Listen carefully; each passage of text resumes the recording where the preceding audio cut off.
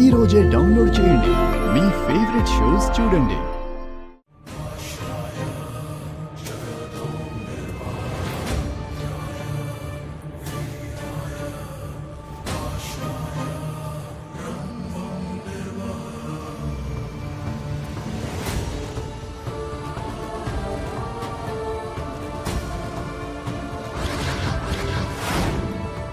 అమ్మా నాగమ్మ, అమ్మా నాన్నల్ని కలపాలని నేనెన్నో రోజులుగా ఎన్నో విధాలుగా ప్రయత్నం చేస్తున్నాను.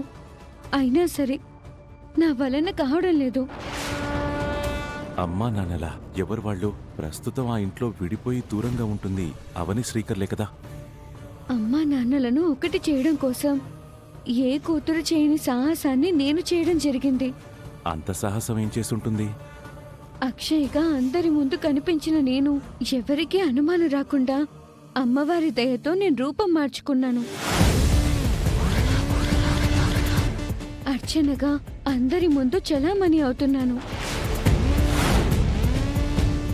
నేనే అక్షయ్నని ఎవరూ నన్ను గుర్తించకుండా, ఎవరికీ నా మీద అనుమానం రాకుండా అమ్మ ముందు, నానమ్మ వాళ్ళ ముందు తిరుగుతున్నాను. ఇదంతా ఎందుకు? అమ్మకు న్యాయం చేయడం కోసమే కదా. అయినా నువ్వెందుకు కరుణించడం లేదు? అమ్మ హాస్పిటల్లో ఉన్నప్పుడు అక్షయ్ను చూడాలని కలవరించింది. అమ్మ వారిని ప్రాధేయపడి రూపం మార్చుకుని అక్షయ్గా అమ్మ ముందుకు వెళ్ళి అమ్మ ప్రాణాన్ని కాపాడుకున్నాను. ఆ రోజు తిరిగి 12 గంటల లోపు గుడికి చేరుకోకపోయుంటే అక్షయ్ రూపంలోనే ఉండిపోయేదాన్ని. ఆ సమయంలో ఆ వికాస్ నాకు అడ్డం వచ్చాడు. అయినా సరే తప్పించుకున్నాను.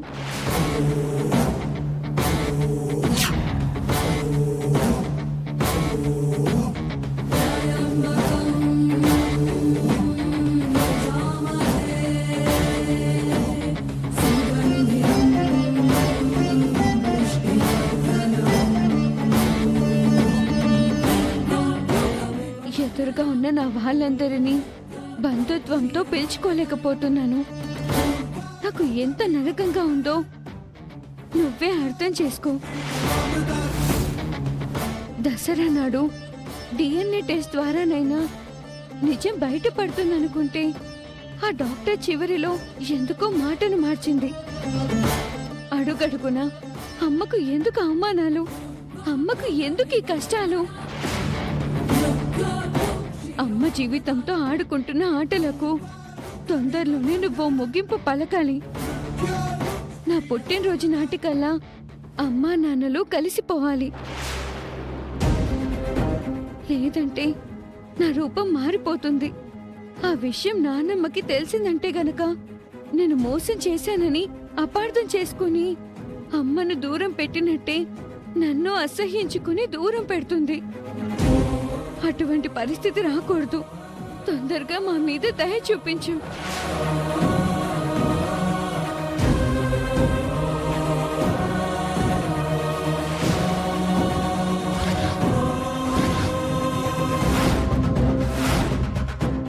ఎవరు మీరు? ఎందుకు నాకు అడ్డంగా నిలబడ్డారు? ఈ వయసుకే ఇంత పర్ఫార్మెన్సా? అద్భుతంగా నటిస్తున్నావు అక్షయ.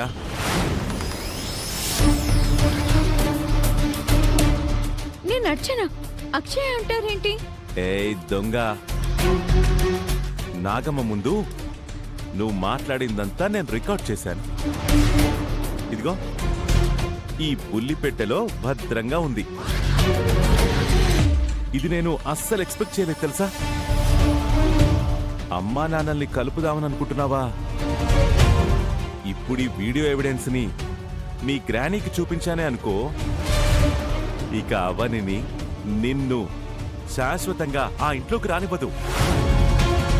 కోడలిగా తనకు, మనవరాలిగా నీకు చోటుండదు.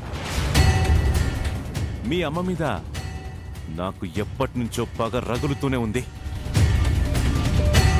ఇప్పటికి సరైన ఆయుధం దొరికింది. ఇక ఆడుకుంటా.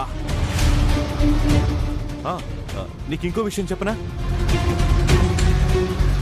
ఆ రోజు మీ అమ్మ చావు బతుకుల్లో ఉండడానికి కారణం నేనే. ఇంకో విషయం చెప్పనా? మీ నాన్న ఫుడ్ పాయిజన్ సంఘటనలో నిందపడ్డానికి కారణం కూడా నేనే.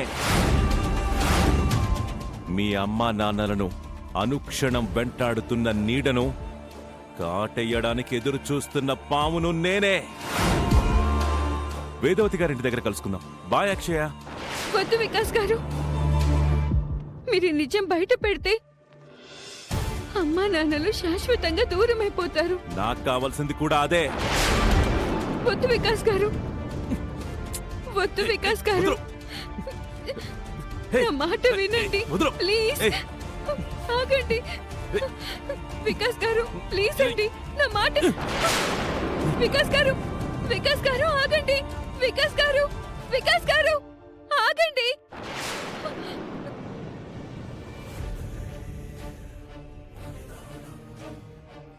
అతను నిజం బయట పెట్టాడంటే నేను ఇబ్బందులు పడతాను. అతను ఎంత దుర్మార్గుడో, ఎటువంటి దారుణాలను చేశాడో అతనే ఒప్పుకున్నాడు. నువ్వే కళ్ళారా చూసావు. అటువంటి వాణ్ణి వదిలేస్తావా? శిక్షించవా? వాడి నుంచి మమ్మల్ని రక్షించవా నాకమ్మా?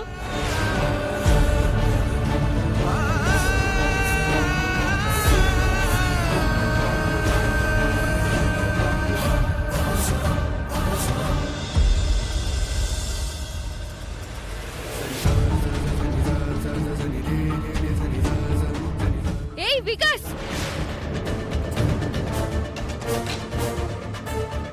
నీ పాపాలు పండాయి. ఈ రోజుతో నీ వలన మాకు ఎటువంటి ఇబ్బందులు రాకుండా నీ అంతం జరగబోతుంది.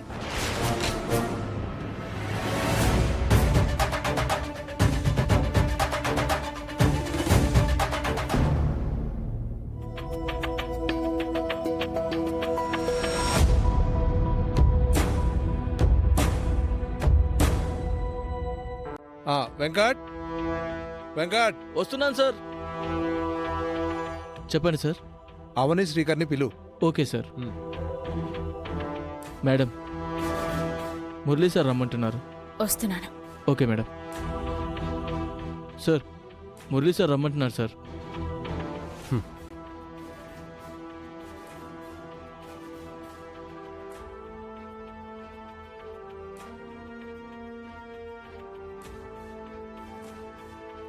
Excuse me sir.